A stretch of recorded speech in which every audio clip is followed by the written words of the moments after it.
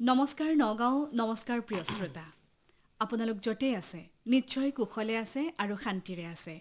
মাহেকীয়া স্বাস্থ্য বিষয়ক শিতান আমাৰ স্বাস্থ্য সজাই এয়া মাইক্ৰফোনৰ সন্মুখত মই হিৰণ্যপ্ৰভা দিহিঙীয়া। আদৰৰ শ্ৰোতা, প্ৰতিটো মাহেই আমি আপোনালোকৰ বাবে স্বাস্থ্য সম্পৰ্কীয় একোটা বিষয় লৈ আহোঁ আৰু আজি এনে এটা বিষয় লৈ আহিছোঁ যিটো বিষয়ত আমি গুৰুত্ব দিয়াটো খুবেই প্ৰয়োজন। আমাৰ শৰীৰৰ অন্যতম অংগ চকুজুৰিৰ যতন আমি কিদৰে ল'ব লাগে, চকুৰ বিভিন্ন ৰোগ আৰু ইয়াৰ চিকিৎসা সম্পৰ্কে আজিৰ অনুষ্ঠানত আমি কথা পাতিম। আৰু তাৰ বাবে আমাৰ মাজত উপস্থিত আছে নগাঁৱৰ চকু বিশেষজ্ঞ ডাক্তৰ PK গৌতম ছাৰ। নমস্কাৰ। নমস্কাৰ। ভালে আছে নিশ্চয়? হয় হয়, ভালে আছোঁ, ধন্যবাদ। আশা কৰোঁ আপোনালোকৰ সকলোৰে ভাল। নিশ্চয়। আৰু আকাশবাণী নগাঁৱলৈ স্বাগতম জনাইছোঁ। ধন্যবাদ। চকুজুৰিৰে আমি পৃথিৱীখন দেখি থাকোঁ, গতিকে এই চকুজুৰিক ভালদৰে ৰখাটো খুবেই প্ৰয়োজন। দৈনন্দিন কিদৰে ইয়াৰ যতন ল'ম এই বিষয়ে প্ৰথমে জানি লওঁ। চাওক, এই সাতোৰঙী পৃথিৱীখন আমি যে ইমান সুন্দৰকৈ দেখোঁ তাৰ গুৰিতে আছে আমাৰ চকুহাল। আৰু এই চকুহালৰ গুৰুত্ব আমি তেতিয়াই বুজি পাওঁ যেতিয়া এই সাতোৰঙী কালাৰবোৰ নোহোৱা হৈ ব্লেক এণ্ড হোৱাইট হৈ পৰে বিভিন্ন চকুৰ ৰোগৰ ফলত। গতিকে এই চকুহালক আমি গুৰুত্ব দিয়াটো খুব এটা গুৰুত্বপূৰ্ণ বিষয়। এতিয়া আপুনি যিটো প্ৰশ্ন সুধিছে এইটো একচুৱেলি তাৰ উত্তৰটো বহুত দীঘলীয়া। তথাপিতো মই কৈ থ'ম যে চকুৰ গুৰুত্ব আমি কেনেকৈ লওঁ। প্ৰথম কথা হ'ল, বিশেষকৈ যিসকল শিশু বা ষ্টুডেণ্টছ, আজিকালি ষ্টুডেণ্টছ বা শিশুসকলৰ আটাইতকৈ এটা ডাঙৰ শত্ৰু হৈ পৰিছে চকুৰ কাৰণে ইলেক্ট্ৰনিক গেজেটছ, যিবোৰক আমি স্ক্ৰীণ টাইম বুলি কওঁ। ধৰক মোবাইল হওক, লেপটপ হওক, টেব হওক, কম্পিউটাৰ্ছ, মুঠতে যিখিনি আমি ইলেক্ট্ৰনিক স্ক্ৰীণ। সেইখিনিয়ে যথেষ্ট চকুত আমাৰ বিৰূপ প্ৰতিক্ৰিয়া কৰে। পিছত আমি বিশদভাৱে ক'ম। গতিকে সেই বস্তুবোৰৰ পৰা আমি যিমান পাৰোঁ আঁতৰি থাকিব পাৰোঁ, আমাৰ চকুহাল ভালে থাকে। 2 নম্বৰতে ক'ম যে সুষম আহাৰ, বিশেষকৈ চকুৰ কাৰণে। সুষম আহাৰ বুলি চকুৰ কাৰণে আজি আমি কওঁ, খুব এটা সাংঘাতিক ডাঙৰ কিবা এটা বস্তু নহয়। ধৰক এই শাক পাচলি আমি বজাৰত বা আমাৰ ক্লাইমেটত যিখিনি আমি লোকেল শাক পাচলি পাওঁ, ফল মূল ইত্যাদি, যাতে আমি সঘনাই সদায় আমাৰ ডায়েটত থাকে। আমি গাখীৰ খোৱাৰ এটা, বিশেষকৈ মই সৰু শিশুহঁতৰ কথা ক'ব খুজিছোঁ, গাখীৰ খোৱাৰ এটা আমি অভ্যাস গঢ়ি তোলোঁ। যিসকলে মাছ মাংস খায়, নন ভেজ খায়, বিশেষকৈ মাছ চকুৰ কাৰণে খুব দৰকাৰী। আমি খোৱাত যাতে যিটো সুষম আহাৰ, শাক পাচলি, ফল মূল ইত্যাদি আমাৰ সদায় খাদ্যত থাকে।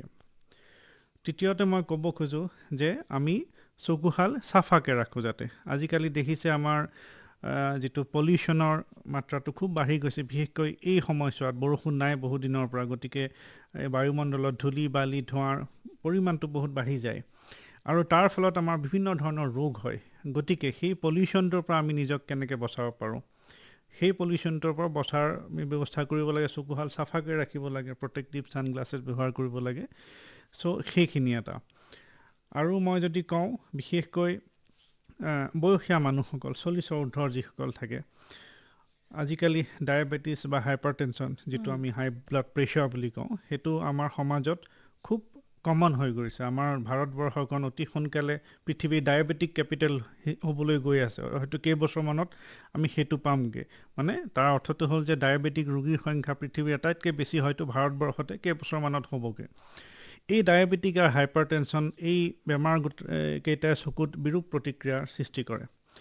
আৰু তাৰ ফলত কি হয়, লাহে লাহে সেই মানুহ এজন অন্ধতাৰ ফালে গুচি যায়, যদিহে আমি তাক আগতীয়াকৈ ট্ৰিটমেণ্ট বা ডায়েগন'জ কৰিব নোৱাৰোঁ বা ট্ৰিটমেণ্ট কৰিব নোৱাৰোঁ। গতিকে আমি চকুহাল ভালে ৰাখিবৰ কাৰণেও আমাৰ শৰীৰত থকা ব্লাড প্ৰেছাৰটো যাতে কণ্ট্ৰলত ৰাখোঁ, ডায়েবেটিছটো যাতে সদায় কণ্ট্ৰলত ৰাখোঁ, কলেষ্ট্ৰলৰ লেভেলটো যাতে আমি সদায় কণ্ট্ৰলত ৰাখোঁ, সেইখিনিৰ ওপৰত গুৰুত্ব দিয়াটো খুব প্ৰয়োজনীয়। সেইকাৰণে যিসকল 40ৰ ঊৰ্ধৰ ব্যক্তি, তেওঁলোকে অন্ততঃ বছৰত এবাৰ নিজৰ চকুহাল এজন চকু চিকিৎসকৰ হতুৱাই পৰীক্ষা কৰাটো খুব প্ৰয়োজনীয়। আৰু যাৰ ডায়েবেটিছ বা হাইপাৰটেনশ্যন আছে, তেওঁলোকে অন্ততঃ 6 মাহত এবাৰ চকুহাল পৰীক্ষা কৰাটো খুবেই প্ৰয়োজনীয়। হয় ছাৰে, খুব সুন্দৰকৈ চকুজুৰিৰ যতন আমি কিদৰে ল'ম সেই বিষয়ে ক'লে। ইয়াৰ পাছতে আমি সাধাৰণতে যিবিলাক চকুৰ ৰোগ আমাৰ হৈ থাকে, সেই ৰোগবোৰ কেনেবাকৈ আমি কিছুমান ঘৰতে থাকি আমি তাৰ চিকিৎসা কৰিব পাৰোঁ নে চিকিৎসকৰ ওচৰলৈ যাবই লাগিব, এই কথাখিনি পাতিম। এই ধৰি লওক চকুত বেছিকৈ ফেচকুৰি ওলোৱা, ৰঙা পৰি থকা, কেতিয়াবা খুব খজুৱাই, খুব জ্বলা পোৰা কৰি থাকে চকুকেইটা, মুদি দিলে অকণমান পোৰা পোৰা লাগে। এই ক্ষেত্ৰত আমি কিদৰে যতন ল'ম বা ইয়াৰ কাৰণবিলাক কি এই বিষয়ে জনাওকচোন। চাওক, এতিয়া আপুনি যিকেইটা লক্ষণ ক'লে সেই গোটেইকেইটা লক্ষণৰ কাৰণবোৰ অলপ বেলেগ বেলেগ। এতিয়া ধৰক আপুনি ক'লে যে চকুৰ পৰা খুব ফেচ কৰি ওলায়, খজুৱাই, সেইটো বহুত সময়ত কেতিয়াবা ইনফেক্টিভ কাৰণত সংক্ৰমিত ৰোগৰ কাৰণে হ'ব পাৰে, আৰু বহুত সময়ত এলাৰ্জিৰ কাৰণেও হ'ব পাৰে। সেই বস্তুটো ডিফাৰেঞ্চিয়েট কৰিব চকু চিকিৎসক এজনে কৰিব পাৰে, কিন্তু সৰ্বসাধাৰণ ৰাইজে সেইটো অকণমান কৰিবলৈ দিগদাৰী হয় যে এইটো মোৰ এলাৰ্জিৰ কাৰণে হৈছে নে কিবা ইনফেকশ্যনৰ কাৰণে হৈছে। গতিকে তেনেকুৱা ক্ষেত্ৰত আমি ঘৰতে থাকিব নালাগে। যদিহে খুব বেছি সাংঘাতিক খজুৱতি হৈছে বা খুব বেছি চকুৰ পৰা ফেচ কৰি ওলাইছে, এজন চকু চিকিৎসকৰ ওচৰলৈ যোৱাটো প্ৰয়োজনীয়। কাৰণ এইবোৰ আমাৰ কিছুমান মেডিকেশ্যনৰ প্ৰয়োজন হয়, আৰু যিটো এজন চকু চিকিৎসকৰ তত্ত্বাৱধানত ল'লেহে ভাল। এতিয়া মই এলাৰ্জিক আই কণ্ডিশ্যনৰ বিষয়ে আহোঁ। সেইটোত আমি বহুত সময়ত ঘৰতেই বা নিজকে অলপ যদি সাৱধান হৈ থাকোঁ, আমি সেই বেমাৰটোৰ পৰা বহু সময় নিজক আঁতৰাই ৰাখিব পাৰোঁ। এলাৰ্জিক কণ্ডিশ্যনবোৰ বেছিকেলি হয় এলাৰ্জেনৰ পৰা কৰে। এলাৰ্জেন কি হয়?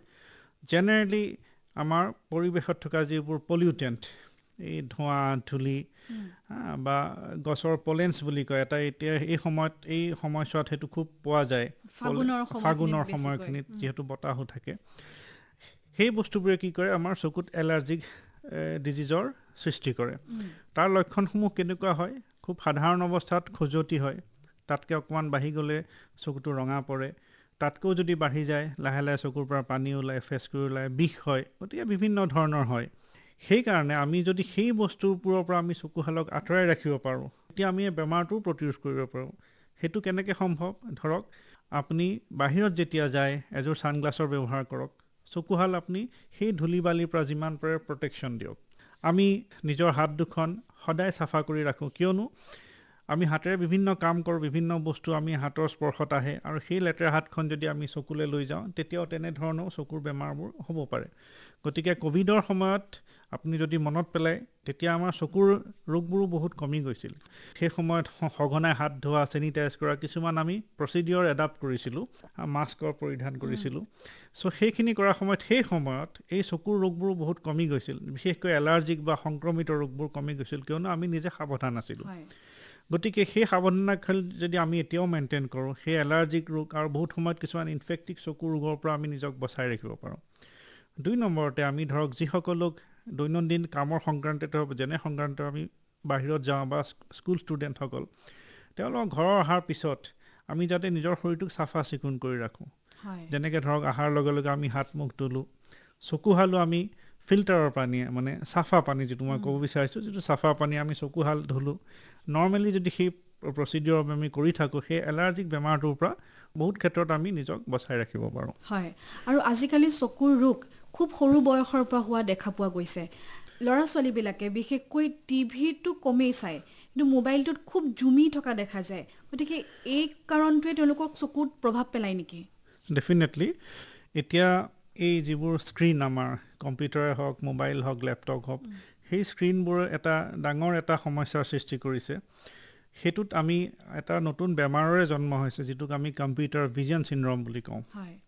এইটো যদিও নামটোতো কম্পিউটাৰ বুলি কোৱা হৈছে, একচুৱেলি কম্পিউটাৰ সেই স্ক্ৰীণখনৰ কথা কোৱা হৈছে।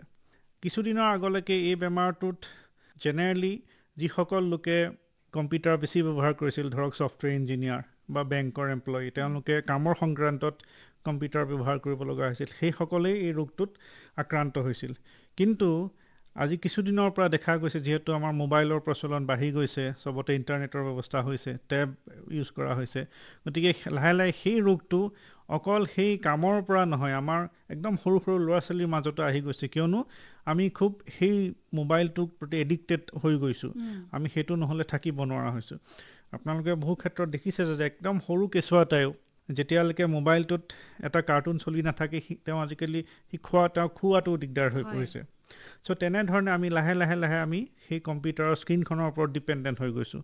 অলপ ওচৰত চালে তাৰ ওপৰত একো নহয়, কিন্তু যেতিয়া আমি প্ৰয়োজনতকৈ বেছি চাওঁ, যেতিয়া সেইটো নিচালৈ পৰিৱৰ্তন হয়, সেইবোৰ চাই থাকিলে কি হয়, লাহে লাহে আমাৰ চকুত এটা বেমাৰৰ জন্ম হয়, যিটোক আমি কম্পিউটাৰ ভিজন চিনড্ৰম বুলি কওঁ। তাৰ লক্ষণসমূহ বিভিন্ন ধৰণৰ। বেছিকেলি ড্ৰাইনেছ কৰে চকুকেইটা শুকান কৰি পেলায়। শুকান হোৱাৰ লগে লগে লাহে লাহে চকুত এলাৰ্জিক ডিজিজবোৰ হোৱাৰ এটা ৰিস্ক বাঢ়ি যায়। চকুৰ জ্বলনি পুৰণি হয়, ৰঙা পৰে। চকুৰ পৰা পানী ওলায়, ইনফেকশ্যন হয়, ফেচ কৰি ওলাব পাৰে, সেনেকুৱা ধৰণৰ হেডেক, মূৰৰ বিষ আৰম্ভ হয়, বিভিন্ন ধৰণৰ। আৰু ক্ৰমান্বয়ে সেইবোৰৰ ফলত ৰিফ্ৰেক্টিভ এৰৰ, যিটো আমি চশমাৰ প্ৰয়োজনীয়তা য'ত আহি যায়, লাহে লাহে আমি সেই শিশুজন সেইফাললৈ গতি কৰে, আল্টিমেটলি চশমাৰ প্ৰয়োজন হয়।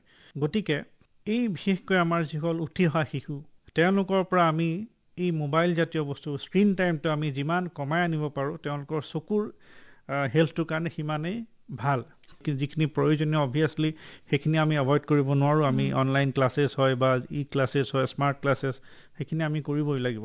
তাৰ উপৰিও যিখিনি আমি এক্সট্ৰাকৈ কৰোঁ, যিখিনি নকৰিলেও আমাৰ জীৱনটো চলি যায়, অন্ততঃ সেই ক্ষেত্ৰত আমাৰ বিশেষকৈ অভিভাৱকসকল যদি অকণমান সচেতন হয় নিজৰ শিশুটোক, যে সি মোবাইলটো ঠিকেই ইউজ কৰি আছে নে প্ৰয়োজনতকৈ বেছি কৰিছে, সেইখিনি যদি আমি অলপ কণ্ট্ৰল কৰিব পাৰোঁ, মই ভাবোঁ আমাৰ উঠি অহা প্ৰজন্মটোৰ চকুহাল বহুত ভালকৈ ৰাখিব পাৰিম। এতিয়া আমাৰ কিছুমান আমি পাওঁ ডেইলি আমাৰ প্ৰেক্টিছত, যে বহুতে ভাবে যে এই স্ক্ৰীণখনৰ যিটো ব্ৰাইটনেছ সেইটো কমাই ৰাখিলে ভাল, বা ৰুমটো আন্ধাৰ কৰিলে ভাল, কিছুমান আকৌ ৰুমটো বহুত পোহৰ কৰিলে ভাল। সেইবোৰ আচলতে মিথ হয়, সেইবোৰ সঁচা কথা নহয়। যোনটোত আমি কমফৰ্টেবল থাকোঁ ব্ৰাইটনেছত, সেইটো আমি নিজেই গম পাওঁ, সেইটোতে ৰাখিব লাগে। তাতকৈ কমাবৰ প্ৰয়োজন নাই, বঢ়াবৰ প্ৰয়োজন নাই।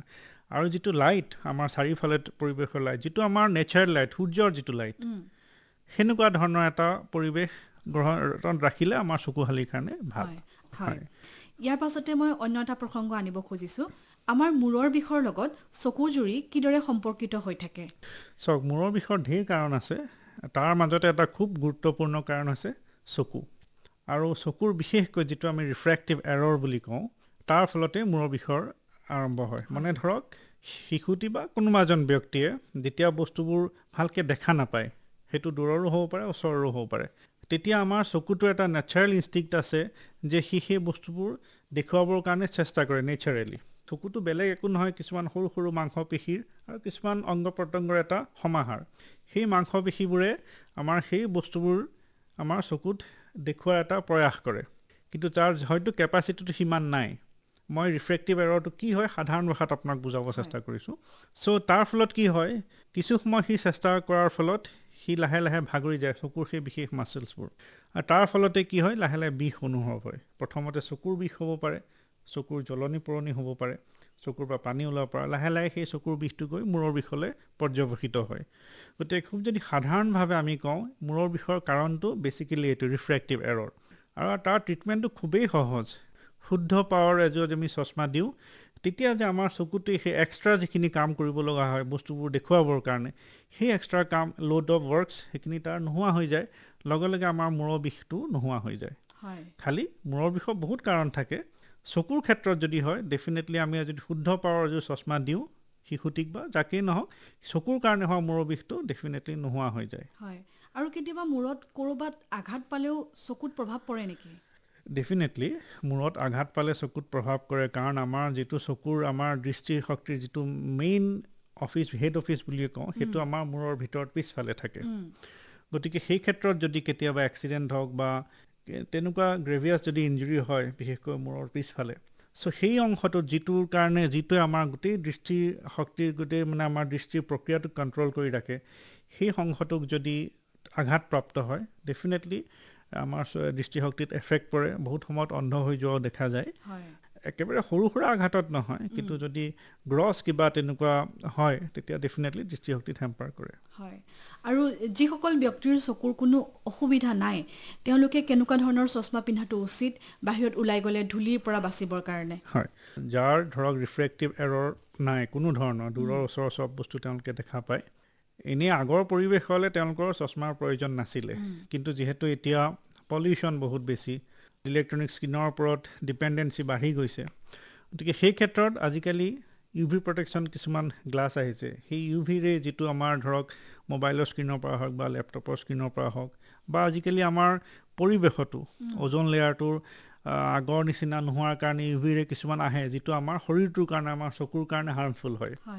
তেনে ক্ষেত্ৰত নৰ্মেল ব্যক্তি এজনেও তেনেকুৱা UV প্ৰটেকশ্যন গ্লাছ আজিকালি পোৱা যায়, সেইটো পিন্ধিলে সেই UV ৰেৰ পৰা প্ৰটেকশ্যন পালে, লগতে যিটো ধূলি বালি পলিউশ্যন তাৰ পৰাও যথেষ্টখিনি তেওঁলোকে নিজক বচাই ৰাখিব পাৰে।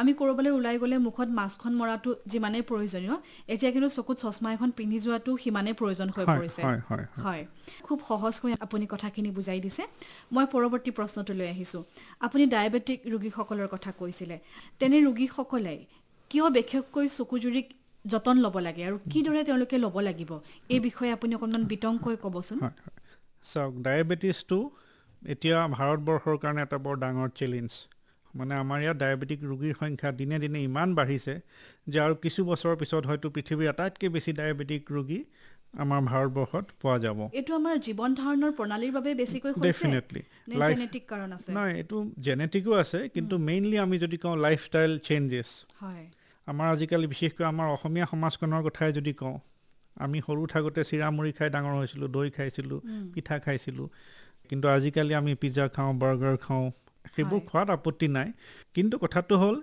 যিবোৰ আমাৰ আজিকালি ষ্টাডি চলিছে প্লাছ আমাৰ লাইফষ্টাইল চেঞ্জ হৈছে বহুখিনি আমি আজিকালি খুব ফিজিকেল এক্টিভিটি নকৰোঁ প্ৰয়োজন নোহোৱা হৈছে আমি চেয়াৰ ৱৰ্ক মানে চকীতে বহি কম্পিউটাৰত কাম কৰি দিনৰ দিনটো বহি থাকোঁ AC ৰুমত থাকোঁ প্লাছ আমাৰ মানসিক ষ্ট্ৰেছৰ লেভেলটো বহুত বাঢ়ি গৈছে এতিয়াৰ সমাজখনত সেইবোৰৰে মানে কাৰণ হৈছে যে আমাৰ ডায়েবেটিক ৰোগীৰ সংখ্যা দিনে দিনে বাঢ়ি গৈছে এতিয়া ডায়েবেটিছৰ ফলত চকুতো বহুত বিৰূপ প্ৰতিক্ৰিয়াৰ হয় আৰু সেই বেমাৰটোক আমি ডায়েবেটিক ৰেটিনোপেথি বুলি কওঁ বহু বছৰ ধৰি এজন যেতিয়া মানুহৰ ডায়েবেটিক থাকে আৰু সি যদি আনকণ্ট্ৰলড হয় প্লাছ তাৰ লগতে তেওঁ যদি হাই ব্লাড প্ৰেছাৰৰ প্ৰব্লেম থাকে তেখেতৰ হাই কলেষ্ট্ৰলৰ প্ৰব্লেম থাকে তেখেত যদি প্ৰয়োজনতকৈ মেদবহুল হয় প্লাছ তেখেতৰ যদি ফিজিকেল এক্টিভিটি খুব বেছি প্ৰয়োজন নাই ধৰক বহি থকা অফিচ জব তেনেকুৱা ধৰণৰ লগতে তেখেতৰ যদি স্মকিঙৰ নিচিনা অভ্যাস থাকে বা এলকহলিজিমৰ তেনেকুৱা কিবা বদ অভ্যাস থাকে চ' তেনে ৰোগৰ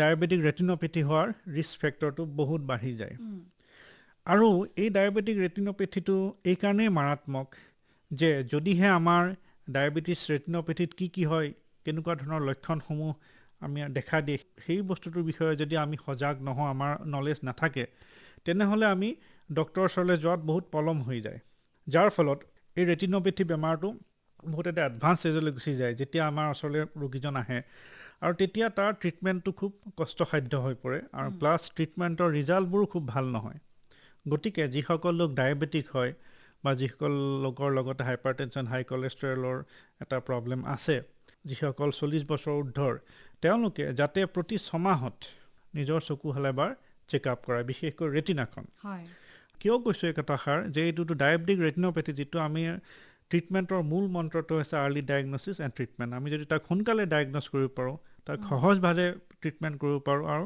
মানুহজনৰ দৃষ্টিশক্তিটো ঘূৰাই দিব পাৰোঁ কিন্তু যদি সি এডভান্স ষ্টেজত গুচি যায় তাৰ ট্ৰিটমেণ্টটো কঠিন হয় লগত খৰচী হয় আৰু হয়তো তাৰ যিটো ৰিজাল্ট আফটাৰ ট্ৰিটমেণ্ট সেইটো মনে ভবাৰ দৰে নহ'বও পাৰে হয় এই কথাবোৰ খুবেই গুৰুত্বপূৰ্ণ আমি পৰৱৰ্তী বিষয়টোলৈ আহিছোঁ চকুত চানি পৰা ৰোগটো কিহৰ কাৰণে হয় ইয়াৰ চিকিৎসা কেনেকুৱা কিদৰে আমি যতন ল'ম সেই বিষয়ে চাওক চানি পৰাটো মই ৰোগ বুলি নকওঁ সেইটো এটা বয়সৰ লক্ষণ বুলিয়ে ক'ম এটা বয়সৰ পিছত আমাৰ চকুৰ ভিতৰত যিখন লেন্স থাকে সেইখনৰ কিছুমান ষ্ট্ৰাকচাৰেল কেমিকেল চেঞ্জেছ হয় যাৰ ফলত সচৰাচৰ লেন্সখন কি ট্ৰেন্সপেৰেণ্ট মানে স্ফটিকি কালাৰ ইফাল সিফাল দেখি কলয়ডেল মানে ধৰক দৈৰ নিচিনা আকাৰৰ ছফ্ট ইলাষ্টিক হয় যোনফালেদি পোহৰটো পাৰ হৈ যাব পাৰে আৰু সেই পোহৰটো পাৰ হৈ যেতিয়া আমাৰ ৰেটিনাখনত পৰেগৈ আমি বস্তুবোৰ দেখা পাওঁ কিন্তু বয়সৰ লগে লগে সেই লেন্সৰ ভিতৰত যিবোৰখিনি আমাৰ বস্তু থাকে তাত কিছুমান কেমিকেল ষ্ট্ৰাকচাৰেল চেঞ্জেছ হয় চেঞ্জেছ হোৱাৰ পিছত লাহে লাহে সেই যিটো ট্ৰেন্সপাৰেঞ্চি ইফাল সিফাল দেখাৰ যিটো এটা লাহে লাহে ধূসৰ হৈ পৰে ধৰক আমি এগিলাচ পানীত এচামুচ গাখীৰ দিলে যেনেকৈ ৰংটো সলনি হয় ঠিক তেনেকুৱা ধৰণৰ প্ৰচেছ এটা হয় আৰু সেই প্ৰচেছটো বয়সৰ লগে লগে বাঢ়ি বাঢ়ি বাঢ়ি গৈ থাকে আৰু যিমানেই বাঢ়ে সিমানেই আমাৰ লাইটৰ ৰশ্মিবোৰ চকুৰ ভিতৰলৈ সোমাব নোৱাৰা হয় আৰু সিমানে আমাৰ দৃষ্টিশক্তিটো কমি আহে সচৰাচৰ এই চানি পৰা ৰোগটো মই বয়সৰ লক্ষণ বুলিহে ক'ম বেমাৰ বুলি নকওঁ কেটৰেক্ট পৰা বুলি কয় অফক'ৰ্ছ বিভিন্ন বেমাৰৰ ফলতো হয় কেতিয়াবা ধৰক চকুত যদি দুখ পায় কোনোবাই ধৰক এক্সিডেণ্ট হ'ল কিবা হ'ল তেতিয়াও কেটৰেক্ট হয় সেইটো নেচাৰেল কেটৰেক্ট নহয় কেতিয়াবা কিছুমান বেমাৰ সৰু চকুৰ বেমাৰ ইউভিআইটিছ বা তেনেকুৱা ধৰণৰ কিছুমান বেমাৰ আছে যিটোৰ ফলতো কেটৰেক্ট হয় সেইটোও নৰ্মেল কেটৰেক্ট নহয় সেইবোৰ বেমাৰৰ ফলত হোৱা কেটৰেক্ট কিন্তু সচৰাচৰ যিটো আমাৰ বয়সীয়া লোকসকলৰ চকুত দেখা যায় সেই কেটাৰেক্টটো একচুৱেলি বয়সৰ লক্ষণ আৰু তাৰ ট্ৰিটমেণ্টটো হৈছে চাৰ্জাৰী এটা সময়ৰ পিছত তাক অপাৰেশ্যন কৰিলে সম্পূৰ্ণৰূপে তাক নিৰাময় কৰিব পাৰি আৰু বহুতে ভাবে যে এটা বয়সৰ পাছত যে অপাৰেশ্যন কৰাটো খুব ভয়ংকৰ কথা হ'ব পাৰে নেকি বা চকুৰ অপাৰেশ্যন এই বয়সত কৰিছে এনেকুৱা ধৰণৰ কথাবিলাক কেতিয়াবা শুনা যায় গতিকে এই ক্ষেত্ৰত কোনো ধৰণৰ ভয়ৰ কাৰণ নাই একো ভয়ৰ কাৰণ নাই কাৰণ আজিকালি টেকন'লজি ইমান এডভান্স ষ্টেজত গুচি গৈছে মই ক'লোৱে যে এই বেমাৰটো বয়সীয়া ৰোগৰে বেমাৰ গতিকে সেইটোত চাৰ্জাৰীয়ে ট্ৰিটমেণ্ট আৰু সেই চাৰ্জাৰীটোত কোনো ধৰণৰ আশংকা ভয় কৰাৰ প্ৰয়োজন নাই সম্পূৰ্ণ ছেফ আৰু 100% ৰিকভাৰী হয় সেইটো আটাইতকৈ গুৰুত্বপূৰ্ণ কথা যদি আনুষংগিক চকুত বেলেগ কোনো বেমাৰ নাথাকে ধৰক ডায়েবেটিক ৰেটিনোপেথি বা হাইপাৰটেনছন বেলেগ যোনটো কোনো বেমাৰ নাথাকে সেই চানি পৰা ৰোগটো বা কেটাৰেক্ট ৰোগটো আমি অপাৰেশ্যন কৰি 100% ৰিকভাৰী কৰিব পাৰোঁ মানে সেই বয়সীয়া মানুহজনে জন্ম হওঁতে যিখিনি দেখা পাইছিলে কেটাৰেক্ট হোৱাৰ পিছত সম্পূৰ্ণ নেদেখা হৈ গ'লেও চাৰ্জাৰী কৰাৰ পিছত আকৌ সেই কেঁচুৱাটোৰ যিখিনি দৃষ্টিশক্তি তেওঁ ঘূৰাই পাব পাৰে যদিহে বেলেগ আনুষংগিক চকুৰ বেমাৰ তেওঁ নাথাকে হয় চাৰ্জাৰী হোৱাৰ পাছত ল'ব লগা দুই এটা যতন যদি আপুনি কৈ দিয়ে চাওক চকুৰ চাৰ্জাৰীত এটাই খুব গুৰুত্বপূৰ্ণ যে চাফা চিকুণৰ যিটো প্ৰচেছ চাৰ্জাৰীৰ আগতে চাৰ্জাৰীৰ পিছত সেইটো খুব ষ্ট্ৰিক্টলি ফ'ল' কৰিব লাগে কিয়নো চকুৰ চাৰ্জাৰীৰ পিছত যদি কেনেবাকৈ ইনফেকশ্যন হয় চকুটোত তাক বচোৱাটো খুব টান বেলেগ ক'ৰবাত চাৰ্জাৰী হৈছে ইনফেকশ্যন হ'লে আমি আকৌ তাক ঠিক ঠাক কৰিব পাৰোঁ কিন্তু চকুৰ ক্ষেত্ৰত সেই চান্সটো পোৱা নাযায় সেইকাৰণে আমি চকুৰ অপাৰেশ্যনৰ পিছত অন্ততঃ 2 বা 3 সপ্তাহ সেইটো চাৰ্জন টু চাৰ্জন ভেৰি কৰে যিখিনি চাৰ্জনে এডভাইচ কৰে যে চকুত পানী লগাব নালাগে ধুব নালাগে ধূলি বালিৰ পৰা চকুহাল বচাই ৰাখিব লাগে যিখিনি মেডিকেশ্যন দিয়া হয় আফটাৰ চাৰ্জাৰী সেইখিনি যেনেকৈ এডভাইচ কৰিছে তেনেকৈ ফ'ল' কৰা হয় কিবা অসুবিধা হ'লে লগে লগে সেই চাৰ্জনৰ ওচৰত যাব লাগে সেইখিনি যদি আমি মানি চলোঁ 3 সপ্তাহমানৰ পিছত গোটেই বস্তু নৰ্মেলিটিটো ঘূৰি আহে তাৰপিছত সেই ব্যক্তিজনে আগৰ নিচিনাকৈ নৰ্মেল লাইফ এটা লিড কৰিব পাৰে হয় পৰৱৰ্তী প্ৰশ্নটোলৈ যাব খুজিছোঁ কেতিয়াবা চকুৱে ধোঁৱা দেখিছোঁ বুলি কয় বহুতে গতিকে এই ধোঁৱা দেখাটো কেনেবাকৈ দৃষ্টিশক্তি কমি অহা নেকি ডেফিনেটলি চ' ধোঁৱা শব্দটো এটা খুব বিশাল শব্দ ধোঁৱা দেখাৰ কাৰণ বহুত কেতিয়াবা খুব কিবা এটা কামত ব্যস্ত হৈ থাকিলে একেৰাহে যদি ক'ৰবাত আমি বহি থাকোঁ ঘপকৈ উঠিলেও আমি ধুঁৱলি কুঁৱলি দেখোঁ গতিকে সেই ধুঁৱলি কুঁৱলি দেখাটো আৰু চকুৰে ধোঁৱা দেখি অহাটো সেইটো এটা বেলেগ বস্তু যিটো আপুনি ক'লে হঠাতে উঠি দিলে আমি ধুঁৱলি কুঁৱলি দেখি অকণমান ইমবেলেঞ্চ টাইপ হৈ যাওঁ সেইটো ব্লেক আউট বুলি কয় সেইটো চকুৰ বুলি মই নকওঁ জেনেৰেলি সেইটো মহিলাসকলৰ ক্ষেত্ৰত বেছিকৈ দেখা যায় সেইটো বহুত কাৰণ থাকে কিন্তু জেনেৰেলি প'ষ্টাৰেল হাইপাৰটেনছন বুলি এটা বস্তু আছে ধৰক আমি বহি আছোঁ হঠাতে উঠি দিলে সেই এটা ব্লাড প্ৰেছাৰটো এটা ফল কৰে কমি যায় হঠাতে তাৰ ফলত অকণমান দেৰিৰ কাৰণে এই ধোঁৱা কোৱা দেখা যায় ইমবেলেঞ্চ লাগে তাৰপিছত ঠিক হৈ যায় কিন্তু সেইটো ইমান ভয়ৰ কথা নহয় কিন্তু বহু ক্ষেত্ৰত বেলেগ কিছুমান বেমাৰৰ কাৰণেও সেইটো হয় ধৰক ডায়েবেটিক পেচেণ্ট তেখেতৰ যদি চুগাৰটো হঠাতে ফল কৰে তেতিয়াও হ'ব পাৰে সেই বস্তুটো হ'লে এজন বিশেষকৈ মেডিচিন বিশেষজ্ঞৰ কনচাল্টেশ্যন লোৱাটো দৰকাৰী কিন্তু আদাৰৱাইজ যিটো ধুঁৱলি কুঁৱলি দেখোঁ তাৰ গোটেই সম্পৰ্কটো ডেফিনেটলি চকুৰ লগতে মই সেই পাৰ্থক্যটো শ্ৰোতাসকলে জানিবৰ কাৰণেই মই দুইটা প্ৰসংগ উলিয়াইছোঁ হয় মানে সেই ধোঁৱা কোৱা চকুৰ কাৰণে ধোঁৱা কোৱা দেখাটো পুতুককৈ ভাল হৈ নাযায় সেইটো ধোঁৱা কোৱাৰ কাৰণ কি বহুত সময়ত ৰিফ্ৰেক্টিভ এৰৰ মানে চশমাৰ প্ৰয়োজনীয়তা আছে তেওঁ পিন্ধা নাই তেতিয়াও ধুঁৱলি কুঁৱলি দেখে কেটাৰেক্ট যিটো মই ক'লোঁ তাৰ ফলতো ধুঁৱলি কুঁৱলি দেখে ডায়েবেটিক ৰেটিনোপেথি এডভান্স ষ্টেজত গুচি যোৱাৰ লগে লগে তাৰ ফলতো ধুঁৱলি কুঁৱলি দেখে আৰু কিছুমান চকুৰ বেমাৰ আছে ইউভিআইটিছ আছে কনজাংটিভাইটিছ বহুত বেমাৰ আছে য'ত আমি ধুঁৱলি কুঁৱলি দেখিব পাৰোঁ গতিকে সেই ধুঁৱলি কুঁৱলিবোৰ নিজেই ভাল হৈ নাযায় সেইটো ট্ৰিটমেণ্টৰ প্ৰয়োজন হয় সময় যিহেতু সীমিত আমি অনুষ্ঠান সামৰিব লাগিব সময়ৰ পূৰ্বে মোৰ আৰু দুটা কথা আছে মই অকণমান জানি ল'ব খুজিছোঁ বিশেষকৈ আজিকালি প্ৰসাধনৰ নামত বহু যুৱক যুৱতীয়ে বিভিন্ন ধৰণৰ ৰঙীন লেন্স লগোৱা দেখা যায় আৰু বিশেষকৈ এই লেন্সসমূহ বিভিন্ন ধৰণৰ ৱেবছাইটত খুব কম দামতো উপলব্ধ হয় গতিকে এই লেন্সবোৰ কিমান ক্ষতিকাৰক সেই বিষয়ে আমি অকণমান জানিব খুজিছোঁ মই লেন্সবোৰ ক্ষতিকাৰক বুলি নকওঁ খালি সেই লেন্সবোৰ ব্যৱহাৰ কৰাৰ প্ৰচিডিউৰটো শুদ্ধ হ'ব লাগে সেই লেন্সবোৰক আমি মেইনটেইন কৰাৰ যিটো এটা ব্যৱস্থা আছে সেইটো শুদ্ধ হ'ব লাগে আৰু যোনে মেনুফেকচাৰ কৰিছে তেওঁলোকৰ বেকগ্ৰাউণ্ডটো চাব লাগে চাইণ্টিফিকেলি কৰিছে নে কিমান তেওঁলোক নিৰ্ভৰযোগ্য যিবোৰ নিৰ্ভৰযোগ্য কোম্পানী আছে ডেফিনেটলি তেওঁলোকে ভালকেই কৰিব কিন্তু ৱেবছাইটত পালোঁ বুলি আগ পিছ নজনাকৈ আমি এযোৰ লেন্স আনি আৰু তাক যেনেকৈ লেন্সযোৰ পিন্ধাৰ কিছুমান নিয়ম থাকে, সেইবোৰ লিখা থাকে, সেইবোৰ হয়। ফ'ল' কৰিব লাগে। আৰু কিবা কাৰণত যদি লেন্সযোৰ পিন্ধাৰ পিছত অকণমানো অসুবিধা সৃষ্টি হয়, লগে লগে লেন্সবোৰ কিন্তু খুলি পেলাব লাগে, চকু চিকিৎসকৰ ওচৰলৈ যোৱাটো প্ৰয়োজনীয়। মই এইটোৱে ক'ব বিচাৰিছোঁ যে মই লেন্সবোৰ ক্ষতিকাৰক বুলি নকওঁ, খালি সেইটোৱে যিখিনি সাৱধানতা আমি ল'ব লাগে আৰু যিখিনি লেন্সৰ এই যিটো কোম্পানী, আমি সেই কোম্পানীটোৰ কিমান বিশ্বাসযোগ্যতা আছে সেইখিনি বস্তুৰ লগত চাব লাগে। খুবেই গুৰুত্বপূৰ্ণ কথা। আৰু এটা কথা আছে, বছৰৰ এনেকুৱা এটা সময় আছে যিটো সময়ত খুব চকু ৰঙা পৰি অহা এটা বেমাৰ হয়, যিটো ইটো সিটো চকুলৈ চালে বিয়পা বুলিও আমি শুনো। গতিকে এই বেমাৰটো কিয় হয় আৰু এই বেমাৰটোৰ যতন আমি কেনেকৈ ল'ম? হয়, সেইটো একচুৱেলি আই ফ্লু বুলি কয়। সেইটো বিশেষকৈ এই সময়ছোৱাত হয়, এই ফাগুন এই মানে বতাহ যেতিয়া হয়। আগতে তেনেকুৱা আছিল, আজিকালি কিন্তু আমি যিটো প্ৰেক্টিকেল লাইফত দেখিছোঁ অলমষ্ট বছৰৰ সকলো সময়তে পোৱা যায়। সেইটো আই ফ্লু, সেইটো এটা একচুৱেলি ভাইৰেল ডিজিজ, মানে ভাইৰাছৰ দ্বাৰা কৰা এটা চকুৰ ৰোগ। আৰু সেই ৰোগটো মানে সাংঘাতিকভাৱে সংক্ৰমণ হয় এজনৰ পৰা আনজনলৈ। কিন্তু আপুনি যিটো ক'লে যে চকুৰে চাই দিলে হয়, তেনেকুৱা নহয় কথাটো। মই সৰু উদাহৰণ এটা দিলোঁ, ভ্ৰান্ত ধাৰণা সেইটো এটা। ভ্ৰান্ত ধাৰণা।